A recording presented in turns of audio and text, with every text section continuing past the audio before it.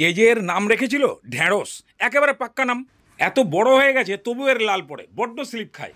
তবে এই ল্যাদোসকে দিয়েই এমন জিনিস বানাবো, ভাত রুটি পরোটা সবের সঙ্গে সুপার যায়। তাহলে প্রথমেই ধুয়ে ছোট ছোট করে কেটে ফেলুন। কড়াইতে অল্প সর্ষের তেল দিয়ে গরম করে দিয়ে দিন। তেলের সঙ্গে ভালো করে একবার মিশিয়ে দিয়ে অল্প খানিকটা নুন দিয়ে এবার এটাকে ভালো করে ভাজুন। যখন লোটলোটে ভাবটা পুরোপুরি কেটে গিয়ে একদম ঝরঝরে লাগবে, ঠিক এরকম ধরনের কালার এসে গেলে তুলে নিন। এবার ওই কড়াইতেই আরও একটু তেল গরম করে সামান্য একটু জিরে ফোড়ন দিয়ে 7-8টা রসুনকে একদম কুচি করে দিয়ে দিন। এবার এটাকে একটু কড়া করে ভেজে নিয়ে তারপরে এক মুঠ খানিক পেঁয়াজ কুচি দিয়ে সঙ্গে খানিকটা কাঁচা লঙ্কা কুচি দিয়ে পেঁয়াজটাকে নরম হয়ে যাওয়া পর্যন্ত ভাজুন।